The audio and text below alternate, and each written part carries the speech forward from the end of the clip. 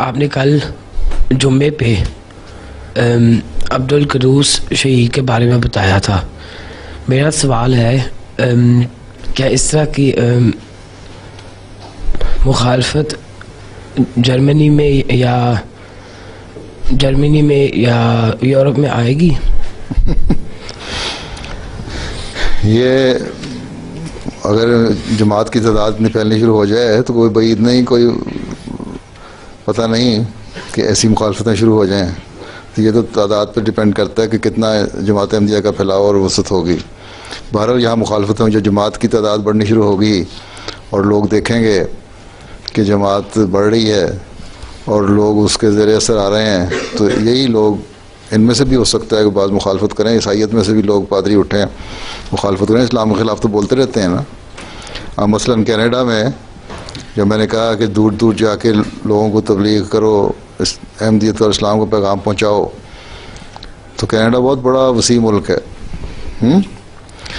तो वहाँ जब दूर दराज इलाकों में गए, पहली दफ़ा गए, कौंसल से बात की, तो उन्होंने अपने हॉल दिया है, चर्च में पादरियों से बात की। उन्होंने कहा हाँ हाँ बड़ी खुशी की बात है, तुम आओ और अपने बारे में बताओ। तो जब हमारे वफद ने जाके बताया पहली दफ़ा, तो लोगों को इस्लाम के बारे में पता लगा, उसकी खूबसूरत तालीम के बारे में पता लगा, उनको बड़ा अच्छा लगा, तवज्जो पैदा हुई। अगली दफ़ा गए तो और ज़्यादा लोग आए, 1200 किलोमीटर 2000 किलोमीटर सफ़र तय करके गए दूर रिमोट एरियाज़ में। जब तीसरी दफ़ा गए तो बाज़